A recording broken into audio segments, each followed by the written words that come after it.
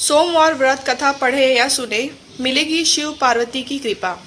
एक समय की बात है, किसी नगर में एक साहूकार रहता था। उसके घर में धन की कोई कमी नहीं थी, लेकिन उसकी कोई संतान नहीं थी। इस कारण वह बहुत दुखी था। पुत्र प्राप्ति के लिए वह प्रत्येक सोमवार व्रत रखता था और पूरी श्रद्धा के साथ शिव मंदिर जाकर भगवान शिव और पार्वती जी की पूजा करता था। उसकी भक्ति देखकर एक दिन माँ पार्वती प्रसन्न हो गई और भगवान शिव से उस साहूकार की मनोकामना पूर्ण करने का आग्रह किया। पार्वती जी की इच्छा सुनकर भगवान शिव ने कहा कि हे पार्वती, इस संसार में हर प्राणी को उसके कर्मों का फल मिलता है और जिसके भाग्य में जो हो उसे भोगना ही पड़ता है। लेकिन पार्वती जी ने साहूकार की भक्ति का मान रखने के लिए उसकी मनोकामना पूर्ण करने की इच्छा जताई।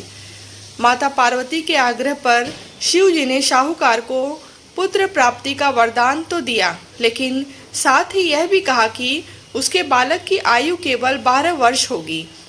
माता पार्वती और भगवान शिव की बातचीत को साहूकार सुन रहा था। उसे ना तो इस बात की खुशी थी और ना ही दुख। वह पहले की भांति शिव जी की पूजा करता रहा। कुछ समय के बाद साहूकार के घर एक पुत्र का जन्म हुआ।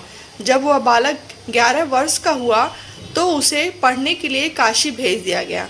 साहूकार ने पुत्र के मामा को बुलाकर उसे बहुत सारा धन दिया और कहा कि तुम इस बालक को काशी विद्या प्राप्ति के लिए ले जाओ और मार्ग में यज्ञ कराना। जहाँ भी यज्ञ कराओ वहाँ ब्राह्मणों को भोज कराते और दक्षिणा देते हुए जाना। दोनों मामा भांजे इसी तरह यज्ञ कराते और ब्राह्मणों को दान दक्षिणा देते काशी की ओर चल पड़े। रात में एक नगर पड़ा जहाँ नगर के राजा की कन्या का विवाह था, लेकिन जिस राजकुमार से उसका विवाह होने वाला था वह एक आंख से काना था। राजकुमार के पिता ने अपने पुत्र के काना होने की बात को छुपाने के लिए एक चाल सोची। साहूकार के पुत्र को देखकर उसके मन में एक विचार आया। उसने सोचा, क्यों नहीं इस लड़के को दूल्हा बनाकर राजकुमारी से विवाह करा दूं। विवाह के बाद इसको धन देकर विदा कर दूंगा और राजकुमारी को अपने नगर ले जाऊंगा। लड़के को दूल्हे के वस्त्र पहनाकर राजकुमारी से विवाह कर दिया गया, लेकिन साहूकार का पुत्र ईमानदार था। उसे यह बात न्याय संगत नहीं लगी। उसने अवसर पाकर राजकुमारी की चुन्नी के पल्ले पर लिखा कि तुम्हारा विवाह तो मेरे साथ हुआ है, लेकिन जिस राजकुमार के संग तुम्हें भेजा जाएगा वह एक आंख से काना है। मैं तो काशी पढ़ने जा रहा हूँ। जब राजकुमारी ने चुन्नी पर लिखी बातें पढ़ी तो उसने अपने माता पिता को यह बात बताई। राजा ने अपने पुत्री को विदा नहीं किया, जिससे बारात वापस चली गई। दूसरी ओर साहूकार का लड़का और उसका मामा काशी पहुँचे और वहाँ जाकर उन्होंने यज्ञ किया। जिस दिन लड़के के आयु 12 साल की हुई उसी दिन यज्ञ रखा गया। लड़के ने अपने मामा से कहा कि मेरी तबीयत कुछ ठीक नहीं है। मामा ने कहा कि तुम अंदर जाकर सो जाओ। शिव जी के वरदान अनुसार कुछ ही देर में उस बालक के प्राण निकल गए। मृत भांजे को देख उसके मामा ने विलाप शुरू किया। संयोगवश उसी समय शिव जी और माता पार्वती उधर से जा रहे थे। पार्वती ने भगवान से कहा, स्वामी, मुझे इसके रोने के स्वर सहन नहीं हो रहा। आप इस व्यक्ति के कष्ट को अवश्य दूर करें।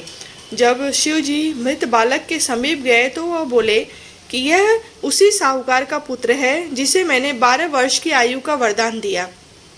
अब इसकी आयु पूरी हो चुकी है।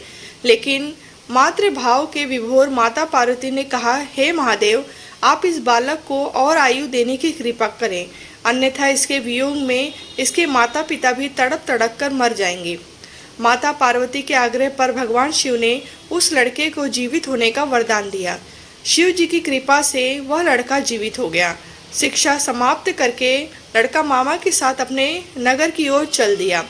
दोनों चलते हुए उसी नगर में पहुंचे जहां उसका विवाह हुआ था। उस नगर में भी उन्होंने यज्ञ का आयोजन किया। उस लड़के के ससुर ने उसे पहचान लिया और महल में ले जाकर उसकी खातिरदारी की और अपनी पुत्री को विदा किया। इधर साहूकार और उसकी पत्नी भूखे प्यासे रहकर बेटे की प्रतीक्षा कर रहे थे। उन्होंने प्रण कर रखा था कि यदि उन्हें अपने बेटे की मृत्यु का समाचार मिला तो वह भी प्राण त्याग देंगे, परंतु अपने बेटे के जीवित होने का समाचार पाकर वह बेहद प्रसन्न हुए।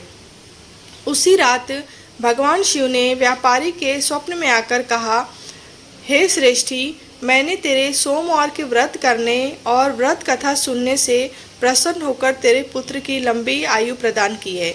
इसी प्रकार जो कोई सोमवार व्रत करता है या कथा सुनता है और पढ़ता है, उसके सभी दुख दूर होते हैं और समस्त मनोकामनाएं पूर्ण होती हैं।